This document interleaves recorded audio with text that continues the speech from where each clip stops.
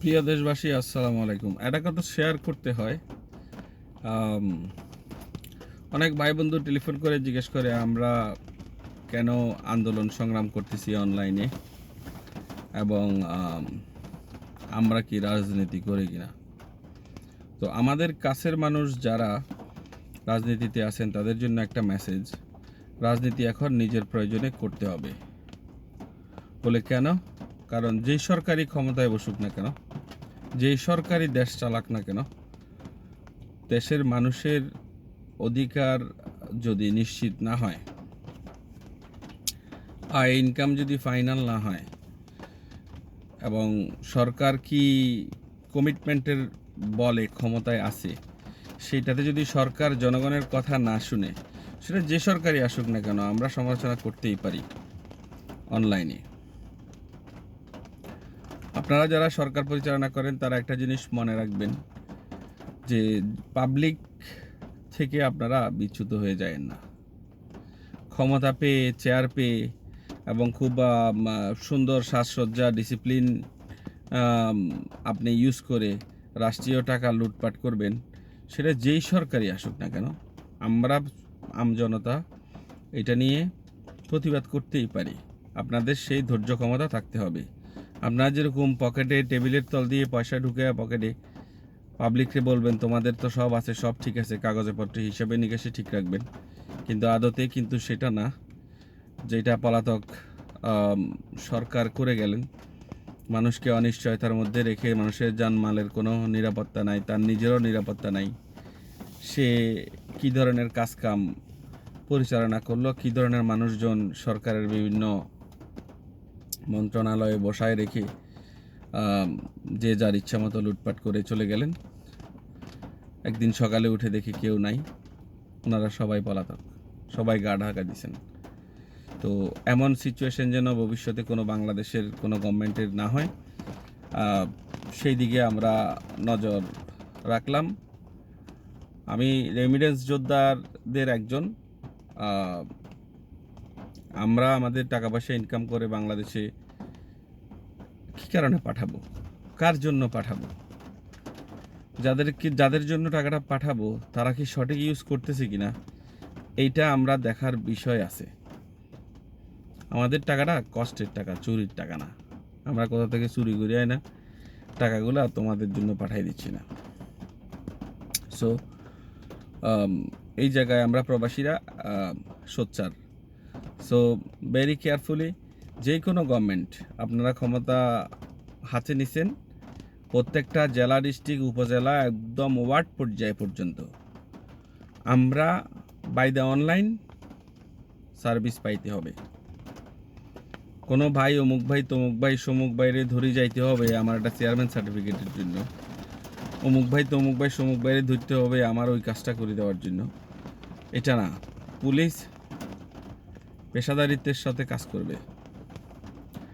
Police, বিচার বিভাগ, এগুলোর উপর কেউ হস্তক্ষেপ করবেন না। আর যেই হস্তক্ষেপ করতে আসুন না কেন, ছাত্র জনতা আপনাদেরকে রুখে দিবে। সো এই জায়গায় সাবধান, এবং মানুষের জন্য কাজ করেন। এক জীবনে কত টাকার দরকার আছে, কত টাকার দরকার আছে। এরকম অনেক মানুষের জীবনী আমরা জানি যে তারা খুব বেশি টাকা পয়সা নিয়ে জীবন পাড়ি দিতে হয় নাই। হাজার হাজার কোটি টাকা, লক্ষ লক্ষ কোটি টাকা প্রয়োজন আছে। হ্যাঁ আছে, টাকাটা কিন্তু আপনিও খাইতে পারতেছেন না। আজকে সালমান এফ রহমান আইনমন্ত্রী, জোনায়েদ আহমেদ পলক, আরও অনেক আওয়ামী লীগের নেতাকর্মীরা হয়তো বা আয়নাগরে আছেন, হয়তো বা ডিবি কার্যালয়ে আছেন। হ্যাঁ, তাদের রিমান্ড চাইছে, রিমান্ড দিচ্ছে, তাদেরকে জিজ্ঞাসাবাদ করবে, স্থাবর অস্থাবর আত্মীয় স্বজনকে আর কত কামাইছে। এই যে একটা ধরপাকড়, এই যে একটা ফেরেশানি, ওটা বয়সের ব্যাপার আছে। 2 দিন আগে ফুলের মালা, 2 দিন পরে জুতার মালা, এটা নেওয়ার জন্য কেউ রেডি থাকবেন না। ঠিক আছে, ফুলের মালাটাই নেন, জুতার মালাটা নিয়েন না। কেননা আপনার বিবেক 1টা 2টা 3টা 4টা 5টা 10টা 20টা 100টা সবই ভুল। মানে ভুল করে সরি বলবেন, এটা তো সমাধান না। আপনি যাই না বুঝে 100টা ভুল করলেন, আপনি এরপরে সরি চাইবেন। ফৌজদারি মামলার আসামি, আপনি সরি কোন বুঝে চাইবেন? আপনি নির্দেশ দেওয়াতে এগুলো হয়েছে, না দিলে হইতো না। That is 100% clear. Social media of করে দিয়ে, টেলিভিশন অফ করে দিয়ে, মিডিয়া অফ করে দিয়ে আপনারা তাণ্ডব লীলা চালাইবেন দেশের মধ্যে, কি করে দেশের মানুষ আপনাদেরকে অ্যাকসেপ্ট করবে? একটু উত্তর দিতে পারেন? আমরা আমাদের দেশের হিসাব কড়ায় গণ্ডায় বুঝে নিব এবং আমরা জানি কিভাবে আন্দোলন সংগ্রাম করতে হয়। এবং এখানে আমার মাইক্রোফোন আমি যদি বন্ধ না করি, স্পিকার সাহেব বলে কোনো লাভ নাই, সে আমার মাইক্রোফোনটা অফ করতে পারবে না। সো আপনাদেরকে এটা বুঝতে হবে। প্রত্যেকটা মানুষ তার নিজ নিজ জায়গা থেকে আজকের আন্দোলনে অংশগ্রহণ করছে, এটা টাকা পয়সার বিনিময় হয় নাই, ঠিক আছে? এটা আপনাদেরকে বুঝতে হবে। স্বরাষ্ট্রমন্ত্রীরে যখন দেখাইতেছিল পুলিশে বা বিডিআর সেনাবাহিনী যারাই দেখাক না কেন, যে দেখেন এই যে মানুষকে গুলি করতেছে, মানুষ পিছু হটতেছে না, এটা হইলো কনসার্নিং ব্যাপার, ঠিক আছে? মানুষ সামনে আগাইতেছে, কতজন মারে ফেলবো? যদি এরকম হয় যে আমি প্রশ্ন করলাম কতজন মারমো, স্বরাষ্ট্রমন্ত্রী আপনি বলেন, এত মানুষ আমার দিকে তারাই আসতেছে, এদেরকে কতজনরে গুলি করবো? এতজনরে মারছি, এর পরের গুলোও আগাইতেছে, কেউ পিছাইতেছে না, তার মানে কি সব মাইরা ফেলবো? সো পদত্যাগ নিশ্চিত, এক দফা।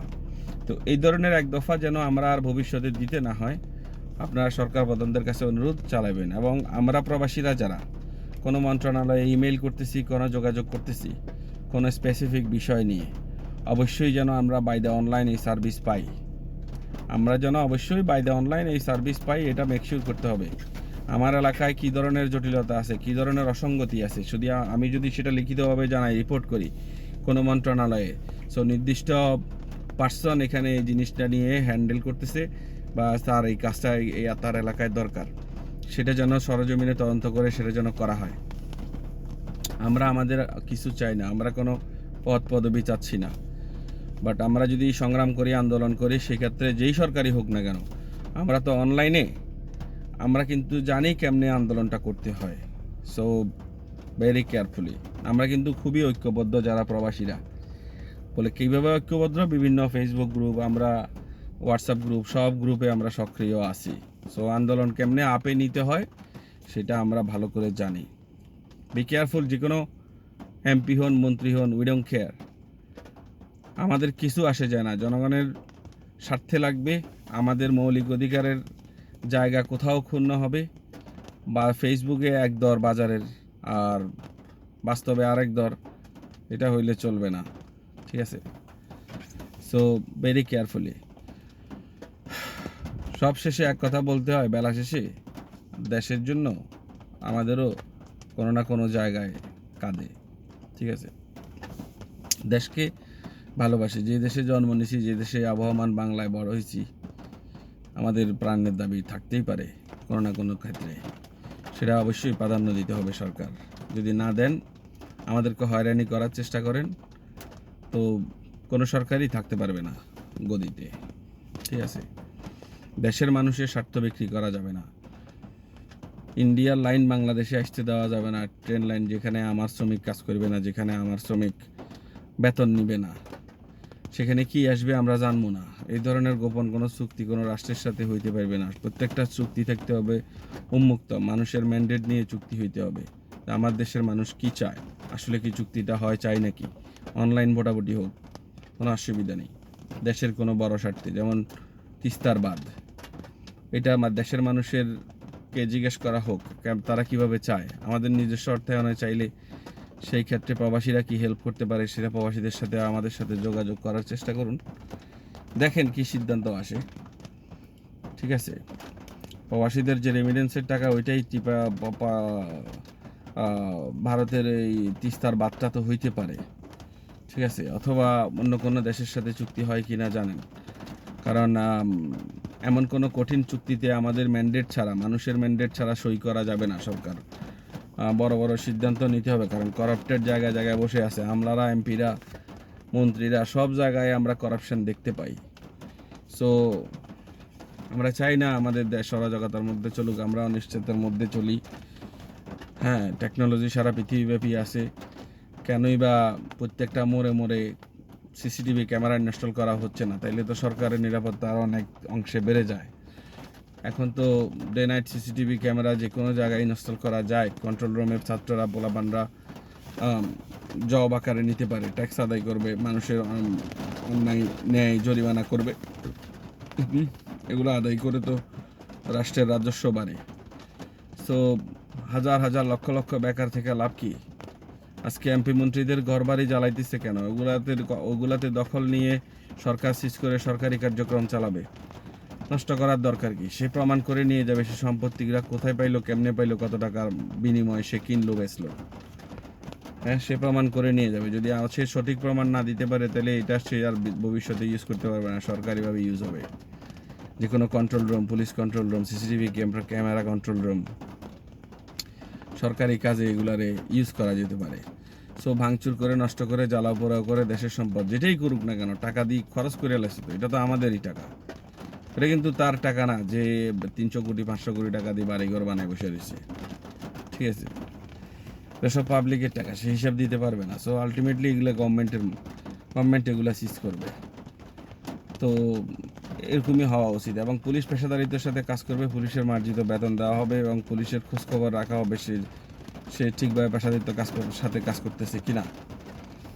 মামলা, যে কোনো স্পেসিফিক মামলা যদি সিসিটিভি ক্যামেরা ফুটেজ থাকে, সেই ক্ষেত্রে আসামির অভাবে বিচার হবে না এমন সুযোগ থাকে না। প্রমাণ আমাদের হাতেই আছে, সিসিটিভি ক্যামেরা ফুটেজ।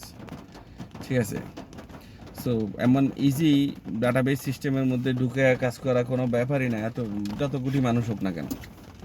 ঠিক আছে, সো আমরা চাই দেশ সঠিক পথে যাক, আমরা চাই দেশে শান্তি ফিরে আসুক। সো গাইজ, পরবর্তী ভিডিওর অপেক্ষায়, সে পর্যন্ত ভালো থাকবেন, আমাদেরকে লাইক কমেন্টস দিয়ে সাথে থাকবেন। আমরা মুসলিম জনতার পাশে আছি। প্রবাস থেকে, আমি লন্ডন থেকে ফয়সাল বলতেছিলাম, ফেনীর ছেলে। সো ফেনীর যে কোনো বিষয় নিয়ে আমি যে কোনো মন্ত্রণালয়ে হাজির হইতে পারি যদি আমার প্রয়োজন হয়, সেটা ফেনীর কোনো ম্যাটার হয়। সো গাইজ, ধন্যবাদ সবাইকে। আবারও দেশবাসীকে সংগ্রামী সালাম, নতুন স্বাধীনতার রক্তিম সূর্যের শুভেচ্ছা জানিয়ে আমার আজকের বক্তব্য এখানে শেষ করলাম। ইনকালাব বাংলাদেশ জিন্দাবাদ।